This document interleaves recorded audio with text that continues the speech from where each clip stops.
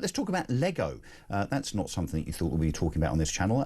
Quite an inoffensive thing, you would think, unless you step on it, of course, which is one of the worst experiences you can ever have. But no, not so inoffensive, apparently, according to the Science Museum, who say that it could be seen as distinctly anti-LGBT. And we're going to find out exactly why now when we speak to Kate Barker, who's the CEO of the LGB Alliance. Kate, Lego, offensive, who knew? Oh, well, exactly. I mean, apparently, so I've had a look at this, and apparently it's an example of how heteronormative language influences... What? Heteronormative? Heteronormative. Is that a word? Heteronormative language.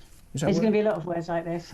And how it influences technology, because Lego's got the male bit, the sticky up bit, the and sticky the female pointy bits, which is the whole. And apparently that's sort of is that the female how then? Technology develops. Yeah. But the thing is, if you think that analogy through, because this comes from the Gender and Sexuality Network at the Science Museum, if you think that analogy through, if you had non-binary Lego, it wouldn't work at all because it wouldn't stick together. Well, I was going to say, I mean, look, you know what we should do, Kate, is to coin the phrase lesbian Lego on the basis that definitely wouldn't work. I mean, how would that stick together? Yeah, well, I know. That's something that's now festering in your mind for the rest of the day, isn't it? Well, I think it is, and I'm glad we're talking about all the issues that really matter.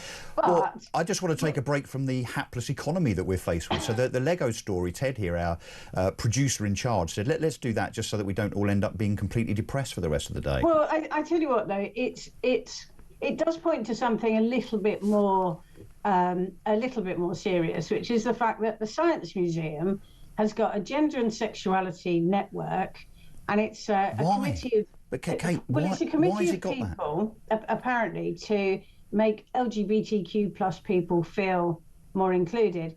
I would suggest it is a committee of DIMWITS who the museum probably put them together and hope this will keep them out of trouble. But why does the Science Museum need to be thinking about gender? I mean, when has science ever had anything to do with gender or vice versa, apart from biology, which I guess you could loosely say is science? I mean, it's never had anything to do with it. In fact, it's the absolute antithesis of it.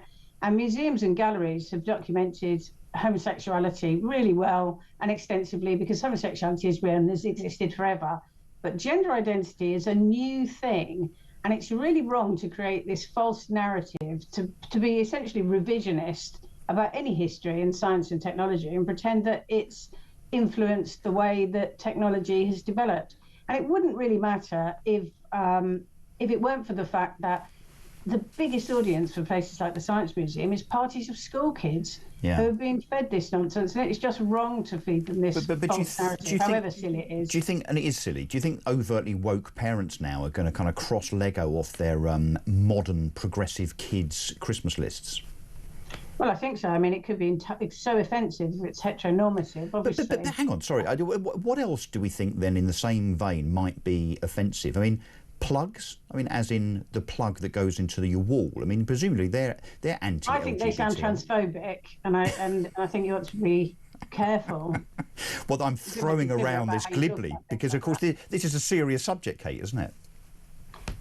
No, it's not. The trouble is, this kind of the exhibition is called Seeing Things Queerly, which is a bit of a giveaway. Which is, you look at you look at history and you look at science and you look at the solid established facts of the world about how the world works and how we exist, and then you see them through a queer lens, which is essentially a distortion of reality.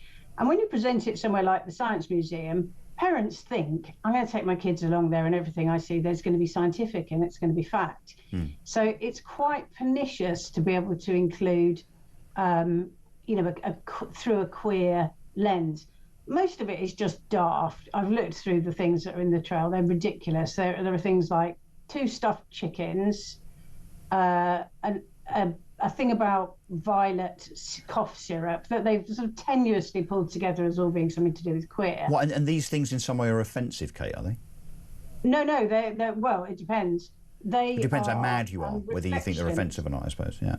They're reflections of the influence of queer people. I'm not quite sure what they are throughout society and in the development of technology. So It's all very confusing. But just so that people listening understand, we're not making this stuff up. This is a genuine thing, which is called the Gender and Sexuality Network at the Science Museum, right? So the Science Museum, for some reason, has a gender and sexuality network. I mean, a big question mark there over the reason for that. And then, presumably, Kate, at some expense, have put together this guide, yes, as you say, seeing things queerly, where I suppose if you squint and put one hand over one eye, you could possibly see everything in either an LGBT or a gender context, couldn't you? We have to ask ourselves, I'm going to ask this on behalf of all the people that are listening to this, what is the point of this? I think the point is to conflate gender, which is a social construct and which is new and which lots of people make their living out of and which informs lots of our thinking, with the reality of homosexuality. So it's offensive to me to call it the LGBTQ plus network, because I think those two things are in opposition. Yeah. But I do think that it's valuable for children to see a different perspective on things, but if that perspective is so skewed and it's so ideologically driven, it doesn't belong in a publicly funded museum, particularly not one with science in its name. Well, I think someone should do an FOI to find out how much this nonsense actually cost. I think that's a great idea. Kate Barker, well, I'll leave that to you. Kate Barker, CEO of the LGB Alliance, thank you very much indeed for talking sense.